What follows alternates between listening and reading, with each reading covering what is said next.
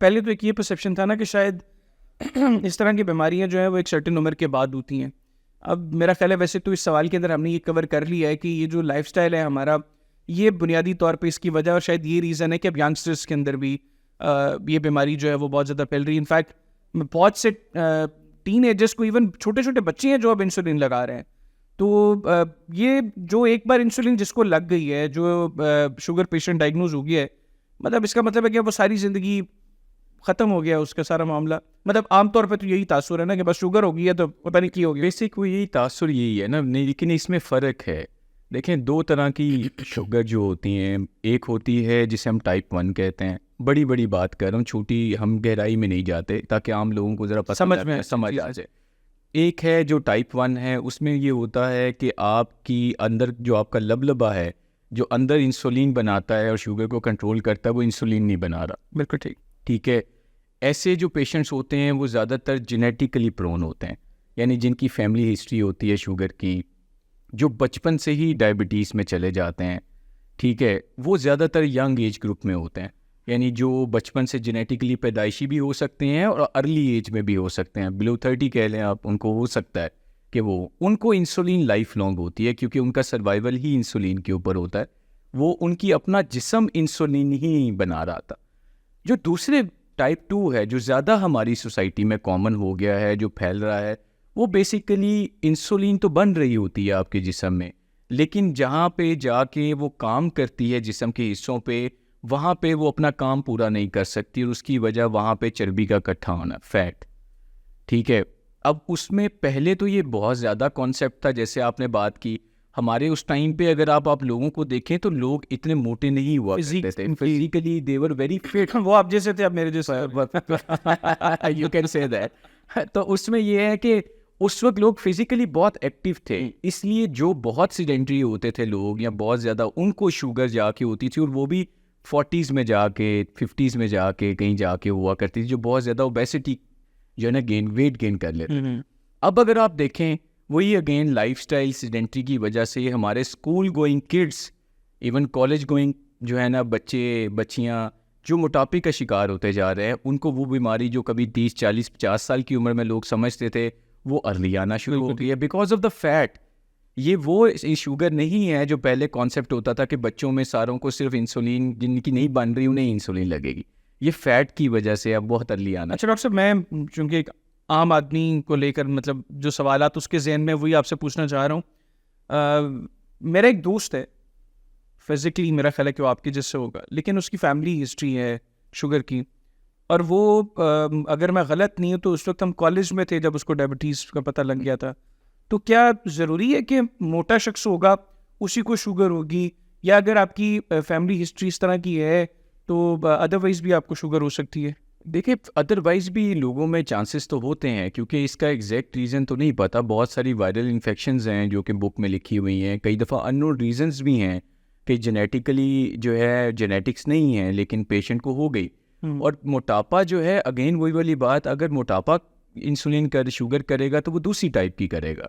जो बचपन से या जेनेटिकली होते हैं, जिनकी टाइप 1 कंसीडर होती है, जिनकी इंसुलिन नहीं बनती, वो ज़्यादातर स्थैनिक होते हैं, यानी ज़्यादातर पतले दुबले होते हैं। अच्छा, वो मोटे नहीं होते। ठीक है, मोटापा की वजह से होने वाली इंसुलिन शुगर ही। वैसे ये दोनों टाइप्स इक्वली डेंजरस हैं।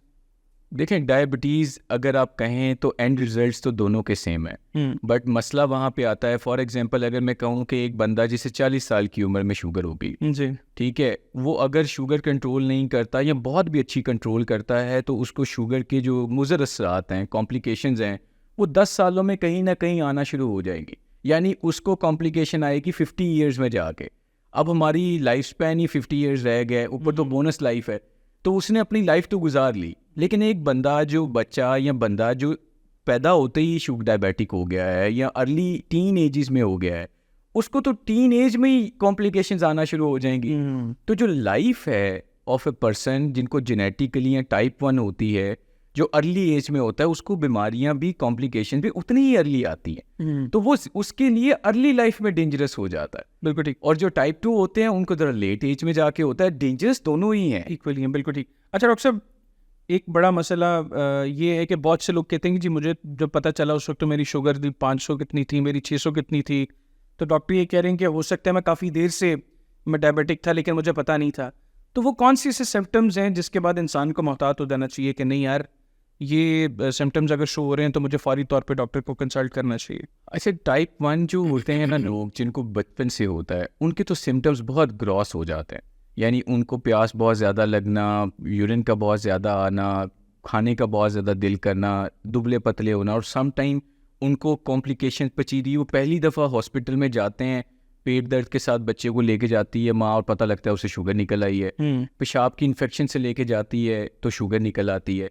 तो ये अलामात उन लोगों में आते हैं जिनकी इंसुलिन नहीं बनती। जो टाइप 2 वाले लोग होते हैं, जिनमें मोटापे की वजह से प्रॉब्लम आ रहा होता है, उनमें थकावट का एहसास हो रहा होता है।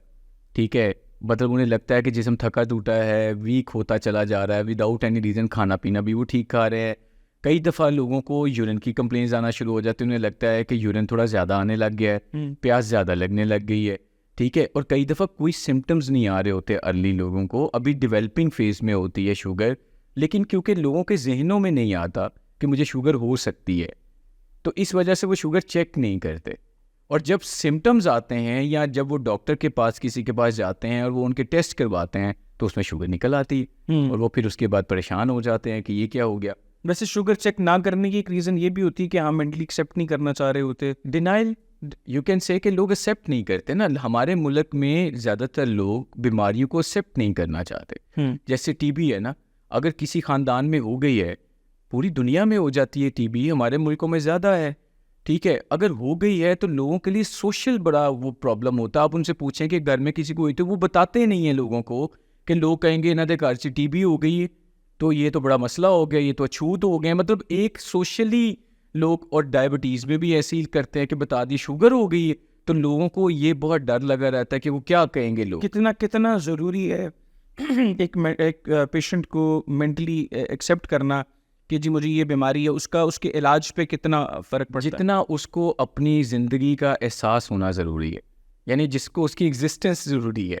एक चीज़ हो गई है ना, उसके बारे में परेशान नहीं होते, वो आपके इख्तियार में नहीं है। अब जब हो गई सो हो गई, जब तक वो आपके इख्तियार में थी आप उसके लिए कुछ कर सकते हैं ना। जो चीज़ आपके इख्तियार में नहीं है, आप उसके लिए क्या कर सकते हैं? परेशानी उसका हल नहीं होता। उसका हल ये होता है कि अब आगे का सोचें कि मैंने इसके लिए क्या एफर्ट्स करनी है, क्या काम करना है कि मैं इसको बेहतर कर सकूं, कि मेरी जो क्वालिटी ऑफ लाइफ है वो ठीक रहे। बिल्कुल। अच्छा, क्वालिटी के ऊपर भी हम आगे चल के आते हैं, लेकिन कुछ चीज़ें हैं, कुछ मैथ्स हैं। मिसाल के तौर पे मैंने अक्सर शुगर पेशेंट्स को देखा, यार चीनी ना पाई, एक गुड़िया शक्कर वाली चाह ले आओ, ਉਹਦੇ ਨਾਲ ਜਿਹੜਾ ना हो इन्ना को मसला नहीं होता। तो क्या चीनी और ये गुड़ शक्कर की चाय का वाकई कोई है कि गुड़ शक्कर ले ले तो इतना नुकसानदेह नहीं है? देखिए, असल में हमारी वही वाली बात है कि हम एज ए कॉम जो है ना, हमारे अंदर एक इशू है, हम खाने के बारे में जो है ना वो बहुत ज़्यादा क्रेजी हैं।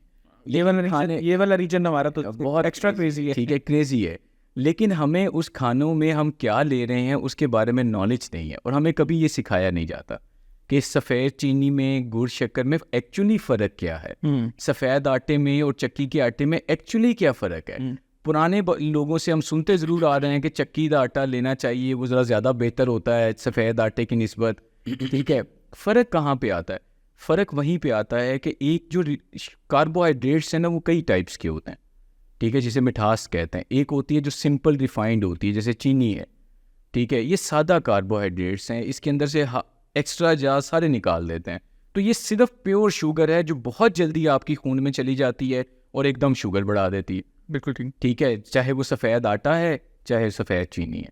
लेकिन वो चीज़ जिसके अंदर अभी बाकी अज्जा बाकी हैं, ख़ास तौर पे फाइबर, या जिसे हम कॉम्प्लेक्स पेचीदा कार्बोहाइड्रेट्स कहते हैं, वो आपकी शुगर को एकदम ब्लड में नहीं आने देती, और बॉडी उसको थोड़ी थोड़ी चीज़ों को मैनेज कर लेती है। ठीक है, सैलाब आ जाए तो लोगों के लिए मुश्किल होता है, थोड़ा थोड़ा पानी आ जाए तो लोग मैनेज कर लेते हैं। इसी तरह बॉडी के अंदर होता है। तो इसका मतलब है कि जो गुड़ और शक्कर का इस्तेमाल है वो कंपैरेटिवली कम डेंजरस कम डेंजरस है, लेकिन है। इट डज नॉट मीन कि वो शुगर नहीं है। हाँ, लेकिन अगर कोई शख्स है जो कहते हैं कि ठीक है मैं डायबिटिक हूँ, लेकिन थोड़ा सा तो टेस्ट डेवलप करना है, नहीं फीकी चीज़ पी जा रही, जैसा मैं चाय का शौकीन हूँ, तो अगर हम थोड़ा सा उसको इस्तेमाल करें तो वो बेहतर है, या अगर इस्तेमाल करें तो उसको बर्न करना भी ज़रूरी है, और या बिल्कुल इस्तेमाल करना ही नहीं है? देखिए, जो शुगर है ना उसमें एक ही कॉन्सेप्ट है और कॉन्सेप्ट ये है कि आपकी शुगर विद इन रेंज होनी चाहिए, नॉर्मल होनी चाहिए ना। अगर आप चीनी लेके, आप हर तरह का दुनिया का मीठा खा के अपनी शुगर को नॉर्मल करना सीख गए हुए हैं या आप नॉर्मल ही रखते हैं, तो हमारी तरफ से आप सब लें, इट इज़ कॉल्ड बैलेंस, ठीक है। लेकिन अगर आप चीनी, शक्कर, मीठा कुछ भी लेके, चाहे वो आप किसी भी वजह से ले रहे हैं, आपकी शुगर डिस्टर्ब हो रही है, तो फिर नहीं लेना, ठीक है ना। फिर आपको उसका ऑल्टरनेटिव लेना है, जैसे स्टीविया है, कैंड्रल है, जैसे स्वीटनर्स कहते हैं। आपने टेस्ट डेवलप करना है तो आप उनसे कर लें, ठीक है। वैसे उनके बारे में भी कुछ तुमको ख्याल है कि यार अभी तो चीनी है ना? देखिए, मैंने जैसे आपको बताया कि मुख्तलिफ टाइप्स की कार्बोहाइड्रेट्स होती हैं, मुख्तलिफ टाइप की शुगर्स होती हैं। लोग इतनी डेप्थ में लोग का नॉलेज नहीं होता और आप उनको इस तरह डिटेल में बता भी नहीं सकते। बट ये बेसिकली साइंटिफिकली जो है ना, ये चीज़ें सारी already since long, not now, since long proven है कि ये चीज़ों का इम्पैक्ट आपकी शुगर पे कम होता है बनिस्बतन जो रिफाइंड शुगर्स हैं। बिल्कुल ठीक।